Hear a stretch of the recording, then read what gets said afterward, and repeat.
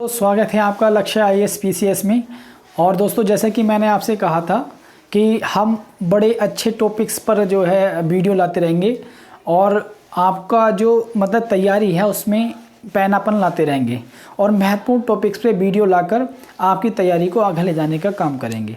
और इसी क्रम में आज का जो महत्वपूर्ण टॉपिक है, जो संविधान का एक विशेष टॉपिक बन जाता है और जिसके साथ एक मतलब इतिहास जुड़ा है, इस टॉपिक का जो इमर्ज हुआ है बड़े ही अच्छे तरीके से हुआ है। तो आज का अपना जो टॉपिक है वो है अपना topic basic structure of constitution, यानी कॉन्स्टिट्यूशन का बेसिक स्ट्रक्चर, यानी कि भारतीय संविधान में जो आधारभूत ढांचा है उसका इवोल्व कैसे हुआ, आधारभूत ढांचा या इमर्ज कैसे हुआ, इस टॉपिक में हम इस चीज़ को पढ़ेंगे।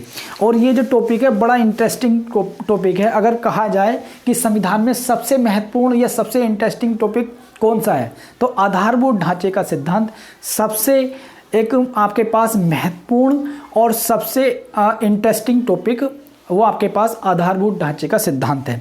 तो इसमें अगर मैं समझने की कोशिश करूं तो 2 मिनट आपके लूँगा कि एक जैसे आपने पढ़ा होगा हमारे जो धर्मशास्त्र है उसमें कहानी लिखी हुई है सागर मंथन की। जब देवता और राक्षस मतलब सागर मंथन किया था उन्होंने, तो उसमें बहुत सारी चीज़ें निकल कर आई थी और जिसमें अमृत एक विशेष चीज़ था और जिनसे देवता अमृत को पीकर अमर होना चाह रहे थे। उसी प्रकार से हमारे यहाँ जो आधारभूत ढांचे का सिद्धांत है उसके संदर्भ में भी यही बात है, क्योंकि आधारभूत ढांचे का जो इमर्ज हुआ है वो आपके पास सरकार, कार्यपालिका और न्यायपालिका का जो गुत्थम गुत्थी खेल चला उससे इवोल्व होकर इन दोनों का जो सागर मंथन हुआ, तो उससे इवोल्व होकर या उससे इमर्ज हुआ आधारभूत ढांचे का सिद्धांत। यहाँ अमृत तो नहीं हुआ, लेकिन ये न्यायपालिका के लिए अमृत की तरह कार्य करता है। तो आज हम इस आधारभूत ढांचे को समझेंगे। तो समझने के पहले क्रम में हम समझेंगे आधारभूत ढांचे के इतिहास के क्रम में। अगर मैं बात करूँ इतिहास की, तो दोस्तों हम जानते हैं कि ब्रिटिश काल में जो ब्रिटिश शासन था उसने राजस्व को इकट्ठा करने के लिए कई सारी भू राजस्व पद्धतियों का निर्माण किया, जिसमें जमींदारी, रैयतवाड़ी और महालवाड़ी, ये 3 उसने जो है नीतियां बनाई भू राजस्व को इकट्ठा करने की। और जमींदारी में जमींदार को पूरे गांव की जो ज़मीन होती थी या एक एरिया की ज़मीन होती थी उसका मालिक बना दिया गया। रैयतवाड़ी में किसान को ज़मीन का मालिक बनाया गया। तो महालवाड़ी में पूरे गाँव को ज़मीन का मालिकाना हक सौंपा गया। तो इसी क्रम में हमने जब देखा ये तीनों व्यवस्थाएं लागू हुई अंग्रेजों के द्वारा, तो उससे क्या हुआ, जमीन का संग्रहण बढ़ा, यानी कि जमीन का संग्रहण बढ़ा मतलब कि कुछ लोगों के पास ज़मीन इतनी इकट्ठा हो गई कि कुछ लोगों के पास समाज में 2 वर्ग हो गए। एक वो वर्ग जिसके पास हजारों 500 1000 बीघे ज़मीन है और एक वो वर्ग जो भूमिहीन है। तो भारत में एक ऐसी व्यवस्था क्रिएट हो गई, ठीक है नहीं, जहाँ जमींदार और एक आम पब्लिक थी जो भूमिहीन थी, जिसके पास ज़मीन नहीं थी, और एक जमींदार जो लोग थे उनके पास 500 से 1000 बीघे ज़मीन थी। तो उसी क्रम में आगे बढ़ते हुए जब हमारा संविधान का निर्माण हुआ, तो संविधान में देखो हिस्ट्री तो ये है आधारभूत ढांचे की कि ये बना कहाँ से। तो मैंने आपको हिस्ट्री बताई कि ज़मीनों का संकेंद्रण हुआ और बहुत सारी ज़मीनें कुछ ही लोगों पर इकट्ठी हो गई। लेकिन अगर मैं संविधान की बात करूं तो हमारा जो संविधान है, तो मूल संविधान में 7 मूल अधिकार दिए गए थे शुरुआती स्तर पर। तो 7 मूल अधिकारों में एक आपके पास आर्टिकल जो 31 है संपत्ति का अधिकार, और एक आर्टिकल जो 13 है, ठीक है नहीं, जो ये बताता है कि अगर सरकार का कोई भी कानून, ठीक है, सरकार का कोई भी कानून अगर मौलिक अधिकारों का उल्लंघन करता है तो वो कानून उस सीमा तक शून्य घोषित हो जाएगा। तो संविधान में आपका आर्टिकल 7 जो आपके पास संपत्ति के अधिकार से संबंधित था, आर्टिकल 31 और मूल अधिकार 7 दिए हुए थे, और एक आर्टिकल 13 था जो आपके पास ये तय करता है कि अगर कोई भी विधि मूल अधिकारों का उल्लंघन करेगी तो विधि उस सीमा तक शून्य हो जाएगी। तो ऐसे में क्या हुआ, जैसे हमारा देश आज़ाद हुआ तो नेहरू जी प्रधानमंत्री बने, और नेहरू जी समाजवादी विचारधारा से बड़े मतलब एक बिल्कुल पास नज़दीक दिखाई देते हैं, और समाजवादी उनके जो विचार हैं, तो वो अपनी सरकार जब बनती है तो समाज में वो क्या काम करते हैं, समाज से असमानता को दूर करने की कोशिश करते हैं। तो इसी क्रम में क्या होता है, संविधान में जो राज्य के नीति निर्देशक तत्व थे जिनमें लागू करने के लिए नेहरू जी ने बीड़ा उठाया। नेहरू जी नीति निर्देशक तत्व के माध्यम से एक कल्याणकारी राज्य की स्थापना करने पर उन्होंने बल दिया। तो इसी क्रम में क्या हुआ, मतलब एक आर्टिकल जो 38 है, जो राज्य के नीति निर्देशक तत्व हैं, उसमें एक आर्टिकल है 38 आर्टिकल ये कहता है कि सरकार लोगों के वेलफेयर का काम करेगी, सरकार लोगों के कल्याण का काम करेगी। और एक आर्टिकल 39B है, वो ये कहता है कि संसाधनों का उचित वितरण होना चाहिए, समाज में संसाधनों का उचित वितरण हो और समाज से असमानता को कम करना है। ठीक है नहीं, समाज से असमानता को कम करना है और समाज में संसाधनों का उचित वितरण हो। इन्हीं दो राज्य के नीति निर्देशक तत्व से प्रेरित होकर नेहरू जी ने क्या काम किया, 1950 में जमींदारी उन्मूलन कानून उनके द्वारा लाया गया, जिसमें क्या था कि जो जमींदार थे जिनके पास हजारों 500 बीघे ज़मीन थी, उनसे ज़मीन लेकर भूमिहीन जो लोग थे उन्हें सौंपने का कार्य किया गया। और जब नेहरू जी ने ये कदम उठाया तो भाई ज़मींदार भी कहाँ चुप रहने वाले हैं, क्योंकि उनकी तो ज़मीन का मामला था। तो इसी नेहरू जी का जो 1950 में भूमि उन्मूलन कानून आया भूमि सुधार के लिए, तो उसी चीज़ को लेकर जो ज़मींदार लोग हैं वो आर्टिकल 19 और आर्टिकल 31 के उल्लंघन के आधार पर सुप्रीम कोर्ट चले जाते हैं। यानी कि ज़मींदार कहते हैं कि माय लॉर्ड, हमारा आर्टिकल जो 19 है अभिव्यक्ति की स्वतंत्रता और अपना जो व्यवसाय करने की स्वतंत्रता है, ठीक है नहीं, इस चीज़ को लेकर, और एक आर्टिकल 31 जो आपका संपत्ति का अधिकार से संबंधित था, उस मूल अधिकारों को लेकर या मूल अधिकारों के उल्लंघन को लेकर सुप्रीम कोर्ट चले जाते हैं।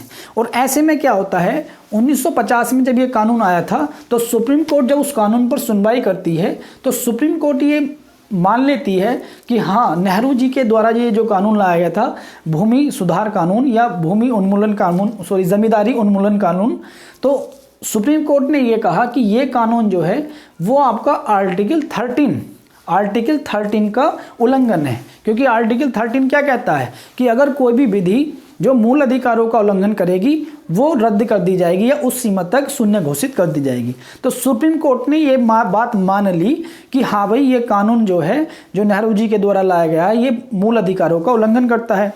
तो जब आपके पास सुप्रीम कोर्ट ने उस कानून को रद्द कर दिया तो नेहरू जी के पास एक रास्ता बचा। नेहरू जी ने ये काम किया कि संविधान में पहला संशोधन हुआ नेहरू जी के टाइम पर। तो संविधान में पहला संशोधन आया गया 1951 में। तो संविधान में पहला संशोधन 1951 में लाया गया और उसमें दो बातें जोड़ दी गई। पहली बात ये जोड़ी कि जो आपके पास 9वीं अनुसूची को जोड़ा गया। 9वीं अनुसूची क्या है कि अगर कोई भी कानून इसमें डाल दिया जाता है तो उसका कोर्ट जो है वो जुडिशियल रिव्यू नहीं कर सकती। यानी कि पहला संविधान संशोधन आया 1951 में और उसमें 9वीं अनुसूची जोड़ी गई, शेड्यूल 9, और उसमें कहा गया कि अगर इस सूची में कोई भी कानून डाल दिया जाता है तो सुप्रीम कोर्ट या जुडिशरी उसका रिव्यू नहीं कर सकती, न्यायिक पुनर्वलोकन नहीं कर सकती।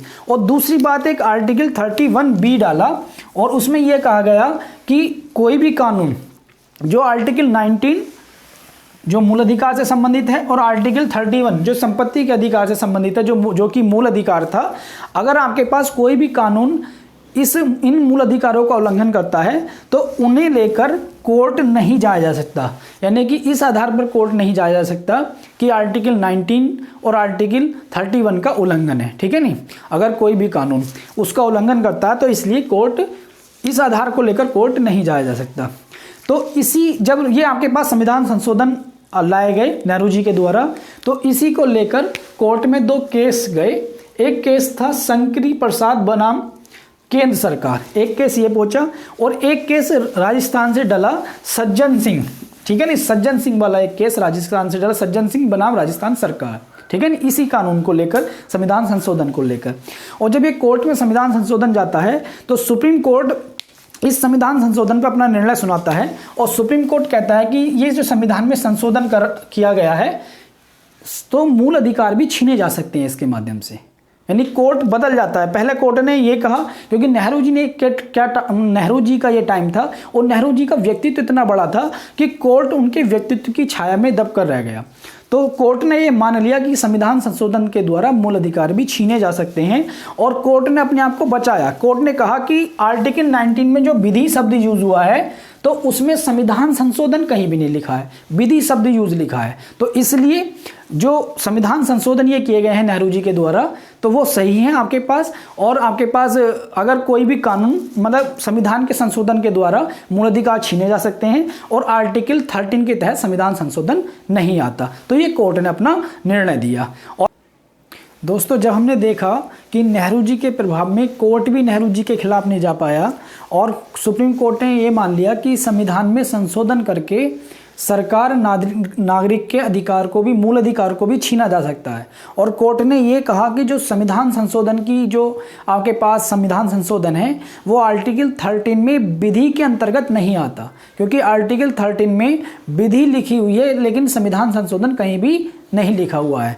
तो इसी को आगे क्रम में आपके पास जब नेहरू जी की 1967 में डेथ हो जाती है और उसके बाद इंदिरा गांधी मतलब प्रधानमंत्री बनती हैं, लेकिन उसी दौरान 1967 ईस्वी में कोर्ट में ये फिर मामला जाता है। पंजाब में आपके पास दो भाई थे, विलियम एवं हेनरी गोलकनाथ, इनकी 500 बीघा ज़मीन थी लगभग, तो पंजाब सरकार ने उसे अधिग्रहण कर लिया था। तो इस मामले को लेकर कोर्ट 1967 में नेहरू जी की डेथ हो चुकी है और कोर्ट में फिर मामला जाता है। अब सुप्रीम कोर्ट को अपनी पावर मतलब दोबारा लाने के लिए सुप्रीम कोर्ट ने प्रयास शुरू किए और नेहरू जी का भी प्रभाव खत्म हो चुका था। तो सुप्रीम कोर्ट ने जो गोलकनाथ केस था जो 1967 में आया था, तो कोर्ट ने उसमें निर्णय दिया, क्योंकि मामला पहुंचा था, ये लोग गए थे कि वही उसी मूल अधिकारों के हनन को लेकर कि माइलोडी आर्टिकल 31 का उल्लंघन है, जो भी पंजाब सरकार ने हमारी भूमि का अधिग्रहण किया है। तो उसी को लेकर कोर्ट ने 1951 का जो संशोधन था जो नेहरू जी के द्वारा किया गया था, 1951 का संशोधन जिसमें 9वीं अनुसूची जोड़ी गई थी और ये कहा गया था कि अगर कोई भी आपके पास डीएस मतलब जो भूमि अधिग्रहण के लिए कोई भी जमीन ली जाती है तो वो आपके पास मूल अधिकारों के उल्लंघन के अंतर्गत नहीं आती है, ठीक है नहीं। इस चीज को लेकर तो इन्होंने सुप्रीम कोर्ट ने 1951 के संशोधन को मूल अधिकारों का उल्लंघन माना कि नेहरू जी ने 1991 का जो संशोधन किया था वो मूल अधिकारों का उल्लंघन है। संविधान में कोई भी संशोधन नहीं किया जा सकता जो मूल अधिकारों का उल्लंघन कर सके। और कोर्ट ने कहा कि आर्टिकल 368 संशोधन की प्रक्रिया बताता है लेकिन सरकार को शक्ति नहीं देता कि वो संविधान में मूल अधिकारों का उल्लंघन करने वाला कानून पारित कर दे, ये केवल एक प्रक्रिया प्रोसीजर बताता है। तो फिर उसके बाद क्या होता है, उसके बाद बड़ी इंटरेस्टिंग ये कहानी है, सरकार में और कोर्ट में पावर को अपनी साइड करने की एक गुत्थम गुत्थी चल रही है। इंदिरा गांधी प्रधानमंत्री बनती हैं और 1969 में बैंकों का राष्ट्रीयकरण होता है और इंदिरा गांधी भी अपनी छवि को मजबूत करना चाहती हैं और संसद के जो अधिकार थे जो कोर्ट ने यहाँ गोलकनाथ मामले में ले लिए थे, ठीक है नहीं, संशोधन की शक्ति को सर्वश्रेष्ठ वाला जो अधिकार था, तो इंदिरा गांधी फिर अपने अधिकार को पाना चाहती हैं और ये क्या काम करती है, संविधान में संशोधन करती हैं और संविधान में संशोधन करके आर्टिकल 25 को जोड़ती हैं। और आर्टिकल 25 में ये बोला गया कि सरकार अगर भूमि अधिग्रहण का कोई भी मामला है उसे मूल अधिकारों के उल्लंघन को लेकर कोर्ट में नहीं जाया जा सकता। इंदिरा गांधी ने पहला ये चेंज किया संशोधन और एक आर्टिकल 31B जोड़ा और इसमें यह बताया कि अगर राज्य के नीति निर्देशक तत्वों को सरकार लागू करना चाहती है तो इस आधार पर कि वो मूल अधिकारों का उल्लंघन है कानून, तो कोई भी व्यक्ति कोर्ट में नहीं जा सकता अगर सरकार राज्य के नीति निर्देशक तत्वों को लोगों के कल्याण के लिए लागू करना चाहती है। तो ये दो संशोधन किए और एक आर्टिकल 29 जोड़ा और जिसमें केरल सरकार का जो भूमि अधिग्रहण का कानून था तो उसे आपके पास शेड्यूल 9 में डाल दिया गया।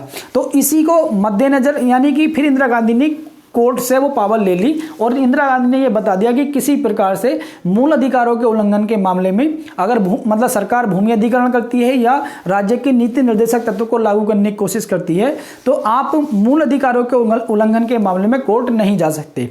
लेकिन उसके बाद वो घड़ी आ चुकी थी जब अमृत निकलने वाला था, तो वो मामला आया केशवानंद भारती मामला। और ये पूरे भारतीय संविधान में ये एक प्रकार का जो है बहुत ही इंपॉर्टेंट केस है।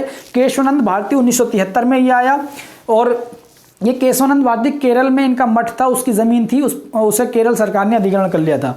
तो सुप्रीम कोर्ट इसमें 13 जजों की बेंच बैठती है सुप्रीम कोर्ट की, और 7-6 से निर्णय देती है। बड़ा डिफिकल्ट निर्णय, 7-6 से लगा लो आप। तो इसमें सुप्रीम कोर्ट ये कहती है कि संसद की संविधान में जो परिवर्तन करने की शक्ति है, संशोधन करने की शक्ति है, वो ठीक है, सर्वोपरि है। संसद संविधान के किसी भी भाग में संशोधन कर सकती है, बट लेकिन संसद जो है वो मूल ढांचे में संशोधन नहीं कर सकती, संविधान के मूल ढांचे में संशोधन नहीं कर सकती। यहीं से मूल ढांचे का, आधारभूत ढांचे का जो अमृत है वो निकल कर आ गया। यानी कोर्ट ने ये तो मान लिया कि संसद की संविधान में संशोधन करने की शक्ति सर्वोपरि है, संसद किसी भाग में संशोधन कर सकती है, लेकिन मूल जो आधारभूत ढांचा है संविधान का, उसमें संशोधन नहीं कर सकती। और कोर्ट ने यह कहा कि संसद की संविधान में संशोधन की जो शक्ति है वो असीमित नहीं है, सीमित है। यानी उस पर भी कहीं ना कहीं बाउंडेशन है, वो मूल ढांचे का बाउंडेशन लग चुका है। और कोर्ट ने यह भी कहा कि मूल ढांचे को कौन आपके पास बताएगा, तो कोर्ट ने कहा कि न्यायपालिका, मूल ढांचे को जो बताएगा न्यायपालिका, उसका जो व्याख्या करेगा वो न्यायपालिका करेगा। तो यानी कि कोर्ट ने फिर शक्ति को अपने पास ले लिया। अब उससे क्या हुआ, तो हम ये बात समझे, ये जो आधारभूत ढांचे का अमृत निकल कर आया, ये भारतीय जो संविधान का एक महत्वपूर्ण अंग बनकर आया, तो ये संसद के जो आर्टिकल 368 है, संशोधन करने की शक्ति से जुड़ा हुआ है। ठीक है नहीं, मूल अधिकार, आप मूल ढांचे का सिद्धांत, ये पीसीएस में पूछ लिया था 1 नंबर में। ठीक है नहीं। अब बात आती है कि मूल ढांचे के तत्व कौन कौन से बताए कोर्ट ने, तो मूल ढांचे के तत्व में मतलब केस बाई केस न्यायाधीशों के द्वारा मूल ढांचे के में बताया कि संविधान की सर्वोच्चता मूल ढांचे में है, इसे संसद कभी भी संशोधन से संशोधन नहीं कर सकती। इसमें संघीय व्यवस्था, यानी कि आपके पास संविधान की संघीय स्वरूप जो है उसमें संशोधन नहीं किया जा सकता। पंथ निरपेक्षता, जिसे धर्मनिरपेक्षता भी कहा जाता है, उसमें भी संशोधन नहीं किया जा सकता। और संसदीय प्रणाली, भारत की जो संसदीय प्रणाली है उसमें आपके पास संसद संशोधन नहीं कर सकती। एक स्वतंत्र न्यायपालिका और संसद की संशोधन की सीमित शक्ति, ये भी आपके पास मूल ढांचे का एक भाग है। संसद कोई भी कानून बनाकर या किसी भी संशोधन के द्वारा इस मूल ढांचे में कोई भी आपके पास किसी प्रकार का छेड़खानी नहीं कर सकती या किसी प्रकार का संशोधन नहीं कर सकती। और भी केस बाई केस बहुत सारी चीज़ों को इन्होंने ऐड किया है। मैंने तो आपको 6-7 चीज़ें, ये मेन 5-6 चीज़ें लिखी हैं, लेकिन और भी चीज़ें उन्होंने बताई। अब बात आती है कि जब कोर्ट का निर्णय आया तो उसमें कोर्ट की आलोचना भी हुई, लेकिन कोर्ट के पक्ष में भी बातें गई। तो अगर मैं कोर्ट की आलोचना की बात करूँ तो कोर्ट की आलोचना किन पॉइंटों पर हुई? कोर्ट की आलोचना इस पॉइंट पर हुई कि जो आपके पास चुने हुए प्रतिनिधि थे, संसद के सदस्य या सरकार के सदस्य, उन्होंने आलोचना की कि अगर मूल ढांचे को कोर्ट बताएगा, मूल ढांचे की व्याख्या कोर्ट करेगा, तो फिर वही हम तो जनता के द्वारा चुने हुए जाते हैं लोग, तो फिर हमारा तो कोई महत्व ही नहीं है अगर कोर्ट ही मूल ढांचे की व्याख्या करेगा। तो पहली तो आलोचना कोर्ट मतलब आपके पास सुप्रीम कोर्ट की इस बिंदु पर हुई। दूसरी आलोचना इस बिंदु पर हुई कि जजों की तो कोई जवाबदेही होती नहीं है, क्योंकि जज तो एक आपके पास चुनकर मतलब एग्जाम के माध्यम से आते हैं, लेकिन जो प्रतिनिधि होते हैं जनता के द्वारा चुने जाते हैं, उनकी तो जवाबदेही है। जब जजों की कोई जवाबदेही नहीं है, क्योंकि उन्हें जनता के द्वारा चुना ही नहीं जाता, तो फिर वो मूल ढांचे की व्याख्या कैसे कर सकते हैं? और एक आया कि अगर कोर्ट मूल ढांचे की व्याख्या करेगी तो फिर संसद की जो आपके पास शक्ति है, संविधान संशोधन की शक्ति, तो संसद की शक्ति कम होगी। तो ये 3 पॉइंटों पर कोर्ट की आलोचना की गई। ठीक है नहीं, लेकिन कोर्ट के पक्ष में भी बातें कही गई। अगर मैं कोर्ट के पक्ष की बात करूं तो कोर्ट के पक्ष में एक बात यह कही गई कि देखो, संसद की जो संविधान संशोधन की शक्ति है वो सीमित है। संसद की संविधान जो संशोधन की शक्ति है वो सीमित है। अगर आपके पास संसद की संविधान संशोधन की शक्ति सीमित नहीं होगी तो कोई भी बहुमत वाली, जैसे इस समय बहुमत है सरकार का, कोई भी बहुमत वाली सरकार अपने निर्णय को जनता पर थोप सकती है। भाई कहीं ना कहीं तो संसद के संविधान संशोधन की शक्ति पर बैन लगाना जरूरी है, नहीं तो क्या होगा, संतुलन बिगड़ जाएगा सरकार के अंगों का। सरकार जो बहुमत वाली सरकार है अपने निर्णय जनता पर थोप देंगी, जैसा आपने देखा भी कृषि कानूनों के संदर्भ में। ठीक है नहीं। और दूसरे आपके पास एक कोर्ट के सपोर्ट में यह कहा गया कि ये बहुत ही अच्छा तरीका है, मूल ढांचे का जो सिद्धांत निकल के आया, ये जो अमृत निकल के आया है कोर्ट के और सरकार के मंथन से, तो ये जो पावर, बैलेंस ऑफ पावर है आपके पास सरकार के अंगों में, तो उसका एक बेहतर तरीका है। इससे क्या होगा, संसद की आपके पास शक्ति पर थोड़ा सा कंट्रोल लगेगा। और तीसरी जो इसके पक्ष में, कोर्ट के पक्ष में ये कहा गया कि संविधान में संशोधन का मतलब कुछ परिवर्तन होता है लेकिन सब कुछ परिवर्तन नहीं होता। यानी कि संसद संविधान में कुछ परिवर्तन कर सकती है लेकिन संसद संविधान के पूरे भाग मतलब संविधान को परिवर्तन नहीं कर सकती है, ज्यादातर भाग को मतलब परिवर्तन नहीं कर सकती है, संशोधन नहीं कर सकती। तो ये मूल ढांचे का जो अमृत निकल का आया, इसने अब व्यवस्था ये बन चुकी है, कोर्ट जो है कोर्ट को ऊपर रख दिया है, क्योंकि अगर सरकार कोई भी कानून लाती है तो कोर्ट उस कानून को देखती है कि वो कानून मूल ढांचे का उल्लंघन तो नहीं है। अगर कानून मूल ढांचे का उल्लंघन होता है तो कोर्ट उसे उस सीमा तक शून्य घोषित कर देती है जिस सीमा तक वो मूल ढांचे का उल्लंघन होता है। तो वर्तमान में सुप्रीम कोर्ट सर्वोच्च है और कोर्ट ही मूल ढांचे की व्याख्या करने के लिए अधिकृत है। तो ये मूल ढांचे का जो अमृत निकल का आया, ये जो कसम मतलब रस्सा, ये कुश्ती का जो खेल हुआ सरकार के न्यायपालिका के बीच, यहां से एक बेहतरीन चीज निकल का आई, बेसिक स्ट्रक्चर ऑफ कॉन्स्टिट्यूशन, जो भारतीय संविधान को बचाए हुए है, जो लोगों को बचाए हुए है, लोगों के अधिकारों को बचाए हुए है और तानाशाही सरकार को रोकने के लिए दृढ़ है, प्रतिबद्ध है। ठीक है दोस्तों, तो इस टाइप के बहुत सारे आपको और भी टॉपिक पे क्वेश्चन, ये क्वेश्चन आंसर की फॉर्म में है, बिल्कुल टॉपिक पे आपको वीडियो मिलेंगे। तो दोस्तों बस चैनल को आप लाइक और सब्सक्राइब करते रहिए और पास में जो बेल आइकन का साइन होता है उसे दबाएं। उससे क्या होगा, सारे नोटिफिकेशन आपको मिलेंगे और इसी टाइप से हम महत्वपूर्ण टॉपिक्स पे वीडियो लाते रहेंगे। धन्यवाद देखने के लिए और लक्ष्य आईएएस से जुड़ने के लिए धन्यवाद। फिर मिलते हैं नेक्स्ट वीडियो में।